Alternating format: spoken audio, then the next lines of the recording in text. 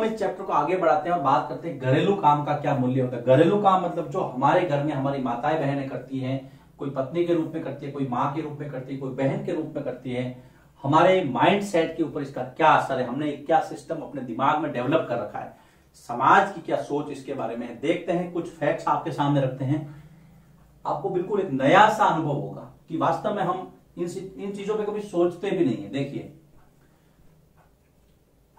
औरत की अगर हम बात करें या महिला की बात करें तो उसके जो सामान्य काम है, जैसे परिवार का ध्यान रखना, सिंपल सी बात है। कोई भी काम होते हैं हम कह देते हैं ये मेरा काम नहीं है, ये आपका काम है। अब कौन कौन से काम है, जैसे परिवार में सबसे ज्यादा केयर करनी पड़ती है बूढ़ों की और बच्चों की, और दोनों की देखभाल महिला करती है घर में। तो बूढ़ों और बच्चों की देखभाल, जो बूढ़े सदस्य हैं, बूढ़े सदस्यों तथा बच्चों की देखभाल, ये महिला प्रायोरिटी पे रखती है इसको। बच्चे होते हैं छोटे छोटे, उनकी भी देखभाल करनी है। कोई बूढ़े हैं, मान लो बीमार हैं, उनको दवाई देनी है, उनकी देखभाल करनी है, उनका ध्यान रखना है, उनसे बातें करनी है। ये सारी काम उनको मतलब बहुत सहज महसूस होना चाहिए बच्चों और बूढ़ों को। ये महिला उनके साथ में एडजस्ट होकर के काम करके चलती है। उसके अलावा जो घरेलू काम होते हैं, जैसे सिंपल सा काम है, जैसे मान लीजिए कि खाना बनाना है या और भी जो दूसरे घरेलू काम है, वो सारे के सारे महिलाएं करती हैं। पुरुषों का इसमें बहुत कम योगदान है क्योंकि वो बाहर रहते हैं, बाहर के काम करते हैं। इन सब कामों में वो सवेरे 5 बजे से लगा करके रात को लगभग 10:30-11 बजे तक काम। तो समय कितना है देखो, अगर इनका समय देखें हम तो सवेरे 5 बजे से, जनरली मैं कह रहा हूं, कभी कभी 6 भी हो सकती है, 7-8 भी हो सकती है, सवेरे 5 बजे से लगा करके रात 10 या 11 बजे तक, ये इनका समय है। शायद दुनिया का कोई भी ऑफिस इतना नहीं चलता होगा। इतना करने के बावजूद भी क्या उनको कोई वेतन मिलता है? हम लोग ये कहते हैं कि इसमें वेतन की क्या जरूरत है, तो आपके घर का काम है, ये तो आपका काम है। इसमें न तो उनको वेतन या कोई भुगतान नहीं किया जाता। इस काम के लिए कोई भी वेतन या भुगतान नहीं किया जाता। जबकि आप समझ सकते हैं कि ये जो सारे काम है, ये जो सारे काम है ना, इसके अंदर बहुत ज्यादा मेहनत है, लेकिन सम्मान कम मिलता है इनको। तो इन कार्यों में मेहनत बहुत अधिक है, मेहनत अधिक, लेकिन सम्मान बहुत कम है, सम्मान कम दिया जाता। यह सिंपल सी बात है। समाज की आधी आबादी है महिलाओं की, और आधी आबादी को हम कितना सम्मान देते हैं आंकड़े ये स्पष्ट करते हैं। इतना सारा होने के बाद भी न कोई वेतन है, न मेहनत है। आपने अपनी ये इसी जो चैप्टर के अंदर एक हेडिंग दिया हुआ है, मेरी मां काम नहीं करती, और उसके अंदर ये बताया गया है कि एक दिन के लिए काम को एक्सचेंज कर दिया जाए। यदि पुरुष स्त्री का, स्त्री पुरुष का काम कर ले, घर का या ऑफिस का, तो हालत खराब हो जाती है। उसके अंदर आप पढ़ेंगे तो आपको समझ में आ जाएगा कि वो जो उसके अंदर जो कैरेक्टर दिए हैं सरदार जी का, वो एक दिन घर का काम नहीं संभाल पाते, परेशान हो जाते हैं। भाई सवेरे जल्दी उठना, घर की सफाई करना, खाना बनाना, नाश्ता बनाना, अलग अलग लोगों के लिए अलग अलग टिफिन बनाना, उसके बाद में घर के पूरे कपड़े वगैरह, बर्तन वगैरह साफ करके रखना, घर को पूरा चकाचक साफ रखना, बिल्कुल अप टू डेट रखना, एक महिला के लिए रोज का काम है, हमारे लिए बहुत बड़ा काम है। लेकिन फिर भी हम उसकी कदर इतनी नहीं करते जितनी करनी चाहिए। अब यहां पर आपके केस स्टडी दी है मेलानी की। मेलानी दिल्ली के अंदर घरेलू नौकरानी है, घर में काम करती है। उसकी स्थिति को देखते हैं। मेलानी दिल्ली में घरेलू काम करने वाली नौकरानी है ना, घरेलू काम पर जाने वाली। आपने देखा होगा बहुत सारी औरतें घर घर कचरा साफ करती है, बर्तन धोती है, अपनी आजीविका चलाती है, खाना बनाती है। इसमें तो इसमें एक कैरेक्टर है मेलानी का।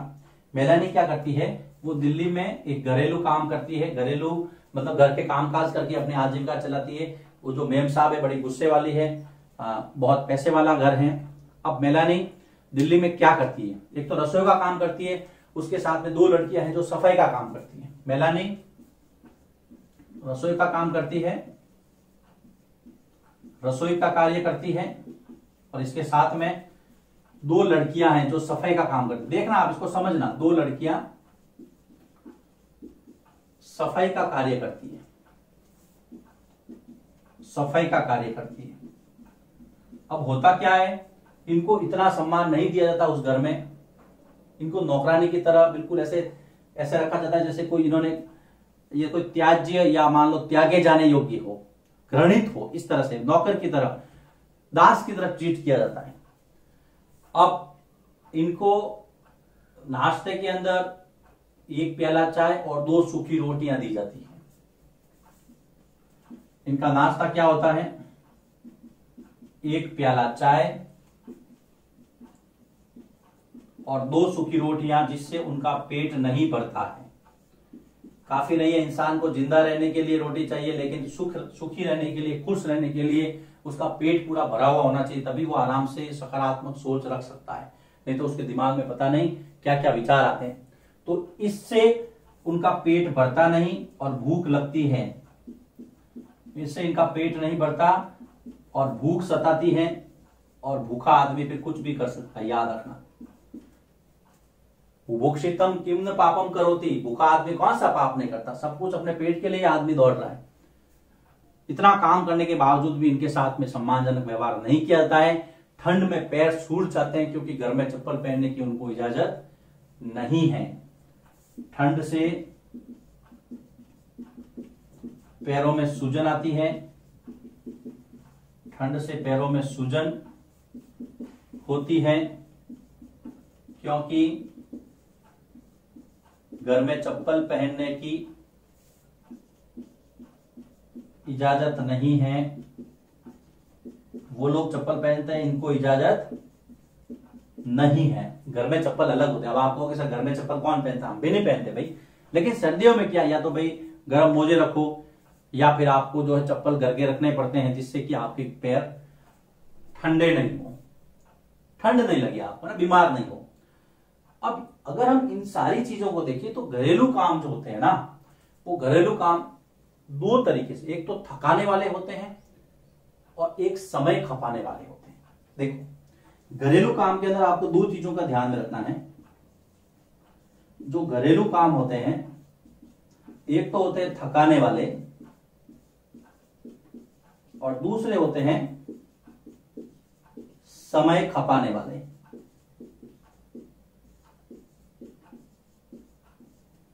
इन चीजों का आप ध्यान में रखेंगे। थकाने वाले ये इसलिए होते हैं क्योंकि इसके अंदर टाइम बहुत लगता है। आप देखो ना, सवेरे 5 बजे से लगा करके रात को 11 बजे तक काम करते हैं, महिलाएं काम करती हैं, तो क्या इसमें समय नहीं लगता है क्या? थकाने वाले थकान भी होती है। अगर हम जनरली बात करें, अगर इस पे अगर मैं चर्चा करूं इन दोनों पर, तो आपने देखा होगा दूर दराज गांवों में महिलाएं, लड़कियां, बेटियां घर की दूर दूर से पानी लाती हैं, लकड़ी लाती हैं। तो दूर दूर से मान लीजिए पानी लाना, दूर दूर से पानी लाना, जलाऊ लकड़ी लाना। देखिए आज भी स्थिति है ऐसी, और ये सारा काम महिलाएं करती हैं। पानी लाना, लकड़ी लाना, करके कपड़े धोना, झाड़ू लगाना, वजन उठाना, कपड़े धोना, झाड़ू लगाना, वजन उठाना। तो एक साथ में इतने सारे काम जो है वो महिलाएं करती हैं। अगर उनको रजनीकांत कहा जाए तो मेरे ख्याल से अतिशयोक्ति नहीं। रजनीकांत की मूवी देखी होगी आपने, एक साथ बहुत सारे काम कर सकता है। तो ये भी है बहुत ही धैर्यवान, धीरज को धारण करने वाली औरतें जो है वास्तव में सम्मान के योग्य है। तो समाज की आधी आबादी है, उतना स्थान नहीं मिला जितना मिलना चाहिए था। बहुत सारे काम है, जैसे गरम चूल्हे पर खाना बनाना, गर्मियों में वो भी। इसके अलावा आजकल तो गैस आ गए, लेकिन गांवों में अभी भी गरम चूल्हे पर खाना बनाना। हालत खराब होती है गर्मियों में, सर्दियों में तो फिर भी ठीक है। गर्मियों में आप चूल्हे पे 1 मिनट नहीं बैठ सकते चूल्हे के पास में, और वहां बैठ करके बहुत बड़ा परिवार होता है, सबके लिए खाना बनाना, सारी बातें। अगर आपको पूछा जाए कि महिलाओं का काम जो है वो थकाने वाला और समय खपाने वाला होता है कैसे, तो आपको ये भी लिखना है कि ये देखो इतने सारे काम होते हैं, इसके अलावा भी और अगर काम दे सकते हैं आप। और इसमें आप लिख सकते हैं कि आप सवेरे 5 बजे से रात को 10 बजे तक इतना टाइम लगता है, दुनिया का कोई भी ऑफिस इतना नहीं चलता होगा। फिर ये मेलानी की कहानी है, आपको थोड़ा इसको समझना है, किताब की भी हेल्प लेनी है। तो यहां पर हमने देखा कि घरेलू काम का क्या मूल्य है। घरेलू काम अगर मैं कहूं एक शब्द में है तो अमूल्य है, जिसका कोई मोल आंक भी नहीं सकता है, क्योंकि अगर ये काम ढंग से होता है तो आपके मन को संतुष्टि मिलती है, आप ढंग से ऑफिस जा पाते हैं, ऑफिस में आराम से काम कर पाते हैं, ऑफिस से वापस आते हैं शाम के 5 बजे 6 बजे आते ही आपको एक कड़क चाय चाहिए जो घर की महिला आपको पिलाती है, आपकी थकान दूर हो जाती है, इत्मीनान से बात होती है, आप आराम से सोते हैं, दूसरे दिन आप रिचार्ज होकर के वापिस ऑफिस के लिए निकलते हैं। ये सारा का सारा श्रेय अगर किसी को मिलना चाहिए तो मिलना चाहिए घर की महिला को। लिखिए इसको, फिर हम इसी वीडियो को आगे बढ़ाते हैं। घरेलू कामों पर चर्चा करने के बाद में अब हम बात करते हैं तुलनात्मक अध्ययन के लिए कि लड़के और लड़कियां, पुरुष और जो महिलाएं जो काम करते हैं उनका एक तुलनात्मक अध्ययन आपके सामने अभी यहां पर एक टेबल नजर आ रही है। उस टेबल के अंदर हरियाणा और तमिलनाडु राज्यों में पुरुषों और महिलाओं के काम का एक तुलना की गई है। इसके अंदर आप देखेंगे वेतनिक और अवेतनिक कामों को अगर हम देखें तो महिलाओं का काम जो है वो पुरुषों की तुलना में कहीं ज्यादा है। उनके काम के अगर घंटे भी देख लें आप, इसका एक आकलन कर सकते हैं। अगर आप चाहे तो इस वीडियो को थोड़ा पॉज करके रोक करके उसको देख करके समझ सकते हैं। इसको, इस टेबल को अपनी नोटबुक में लिख करके आप बता सकते हैं कि हाँ वास्तव में महिलाओं का जो काम है वो पुरुषों की तुलना में कितना अधिक है। अब हम बात करते हैं महिलाओं का काम और समानता, मतलब महिलाएं जो काम करती है क्या उनको समानता का दर्जा या समानता का अधिकार या भावनात्मक रूप से उनके साथ समान व्यवहार किया जाता है या नहीं। महिलाओं का काम और समानता, इक्वलिटी की अगर हम बात करें तो इक्वलिटी के अंदर आप देखेंगे कि महिलाओं का काम और समानता। अब देखो बेटा, हम लोग अक्सर काम को कम महत्व, जो घरेलू काम है उसको कम महत्व देते हैं, है ना, क्योंकि ये सामाजिक व्यवस्था का हिस्सा बन गया है। घरेलू काम को कम महत्व देना, घरेलू काम को कम महत्व देना। अगर हम देखें एक दो आपके और मेरे घर की समस्या नहीं है, ये समस्या तो क्या हमारी धारणा एक दो घर की नहीं है, एक पूरा सामाजिक ढांचा जो है ना, एक सामाजिक व्यवस्था का हिस्सा बन गया। महत्व देना, कम महत्व देना, ये सामाजिक व्यवस्था का हिस्सा बन गया जो हम सबको बदलना पड़ेगा। सामाजिक व्यवस्था का हिस्सा बन गया है, सामाजिक व्यवस्था का हिस्सा बन गया है जो हम सबको बदलना पड़ेगा। इसमें एक व्यक्ति की नहीं, ये एक साझा कर्तव्य है, साझा जिम्मेदारी है, परिवार की, समाज की और साझा कर्तव्य है। देखो एक बहुत इंपॉर्टेंट लाइन है कि यह परिवार, एक समाज का और प्रशासन का भी, सरकार का भी और शासन का साझा कर्तव्य है कि वह महिलाओं को सम्मान दे। कर्तव्य है कि महिलाओं को सम्मान दे, महिलाओं को सम्मान दे, उनके कार्यों को महत्व दे, उनके कार्यों का आकलन करे। और देखो घरेलू काम बहुत इंपॉर्टेंट होते हैं, आदमी के मस्तिष्क को शांत करते हैं, आगे के लिए उसको तैयार करते हैं। संविधान भी कोई भेदभाव नहीं करता है, तो हम भेदभाव करने वाले कौन होते हैं? संविधान जो है वो लिंग के आधार पर भेदभाव की मना करता है। संविधान भी भेदभाव नहीं करता। अनुच्छेद 15 याद रखो आप, अनुच्छेद 15 क्या कहता है कि लिंग के आधार पर किसी से भेदभाव नहीं किया जाएगा। आपने पढ़ रखा है समानता वाले चैप्टर में, अनुच्छेद 15 आपको याद करना है। लिंग के आधार पर, उसमें है जाति, धर्म, लिंग, जन्म स्थान, नस्ल आदि के आधार पर भेदभाव नहीं किया जाएगा। हमें घर के अंदर और बाहर महिलाओं को उचित सम्मान देना है। घर के बाहर तथा अंदर महिलाओं को उचित सम्मान दे, महिलाओं को उचित सम्मान दे, तभी स्वस्थ समाज का निर्माण होगा बेटा। अदरवाइज वही भेदभाव भरा वातावरण रहेगा, महिलाएं असुरक्षित खुद को महसूस करेगी, कोई मतलब नहीं, ऐसा समाज किस काम का। और सरकार का भी ये दायित्व है। सरकार बहुत सारे काम भी करती है। आपने आंगनवाड़ी देखी होगी, बालवाड़ी देखी होगी, है ना। आंगनवाड़ी और बालवाड़ी जैसी जो सुविधाएं वो महिलाओं को दी जाती हैं। आंगनवाड़ी उनके रोजगार का भी साधन है। आंगनवाड़ी में छोटे छोटे बच्चे पढ़ते हैं, आंगनवाड़ी और बालवाड़ी चलती हैं, ये भी है। उसके अलावा क्रैश भी चलते हैं ना महिलाओं के लिए, जहां पे जिस संस्था में 30 से अधिक महिलाएं होती हैं, 30 से अधिक महिलाएं जहां होती है वहां पे बालवाड़ी चलती है, वहां पे क्रैश चलते हैं।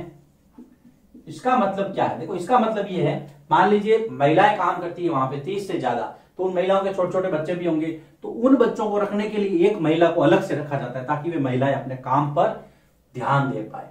उसके अलावा आंगनवाड़ी में भी छोटे छोटे बच्चे आते हैं, तो महिलाओं को ये शांति हो जाती है, चलो हमारे बच्चे वहां पे, एक महिला को रोजगार भी मिल जाता है और महिलाएं भी जो घर में निश्चिंत होकर के अपना काम करती है, रोजगार के साधन है वो अपना सकती है। ये महिलाओं की सुविधा के लिए है ना। इतना करने से अभी देखो महिला शिक्षा में भी सुधार हुआ है, लड़कियां स्कूल भी जाने लगी है, महिलाओं को भी सम्मानजनक जीवन जीने का अवसर मिला है, लेकिन अभी बहुत कुछ करना बाकी है। कुछ शब्द संकलन है, जैसे एक बहुत इंपॉर्टेंट शब्द मुझे बहुत अच्छा लगता है, दोहरा बोझ। दोहरा बोझ का मतलब है कि औरतें जो है ना वो डबल रिस्पॉन्सिबिलिटी उठाती है, दोहरी जिम्मेदारी उठाती है। घर का काम तो करती है, मान लीजिए अगर कोई औरत सेवा में है, सरकारी सेवा में, या कोई जॉब करती है प्राइवेट कंपनी में, वहां का भी काम देखती है, घर का भी काम देखती है, परिवार को भी संभालती है। तो ये उनका जो दोहरी जिम्मेदारी, दोहरा बोझ है, ये आपको ध्यान में रखना है। अवमूल्यन मतलब जब आपको लगता है कि मुझे यहाँ पे महत्व नहीं दिया जा रहा है, तो हम खुद को अवमूल्यित महसूस करते हैं, खुद को घटा हुआ महसूस करते हैं, खुद को ऐसा लगता है कि हमारा जो मान है, वो सम्मान है, वो धीरे धीरे घट रहा है। तो ये शब्द संकलन है वो आपको याद रखने हैं। अवमूल्यन है, अवमूल्यित है ना, दोहरा बोझ है। एक मैंने पहले अस्मिता बताया था आपको। अब एक चित्र देखिए, इस चित्र के अंदर महिला के कितने मतलब काम बताए गए हैं। ये चित्र बहुत अच्छा लगता है मुझे जब हम देखते हैं कि महिला की अलग अलग भूमिका में महिला जो है अपने को दिखती है। माँ जिसको हम बहुत प्रेम करते हैं, कितना प्यार से हमें रखती है, और माँ के बिना तो संसार अधूरा है, वो भी एक महिला है।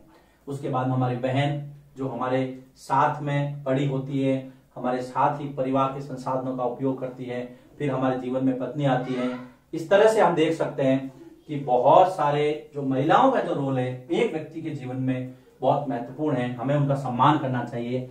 ये चैप्टर था लड़के लड़कियों के रूप में बड़ा होना। इसके क्वेश्चन आप आराम से कर पाएंगे, कोई दिक्कत नहीं है। यदि आपने इस पूरे चैप्टर के नोट्स लिख लिए फिर भी आपको लगता है कि कहीं ना कहीं कोई समस्या है, तो आप मुझे व्हाट्सएप पे, टेलीग्राम पे जो है वो मैसेज कर सकते हैं। और ये सारे जो नोट्स हैं वो आपको अपनी नोटबुक में लिखने। कई बार प्रश्न पूछते हैं, बालवाड़ी या क्रैश जो है वो उसकी सुविधा कब मिलती है किसी संस्था को, कि 30 से ज्यादा महिलाएं वहां पे काम करती है। तो इस प्रकार से हम देख सकते हैं कि ये बातें हैं। लिखिए इसको, उसके बाद में हम आपसे मुलाकात करेंगे अगले अध्याय में।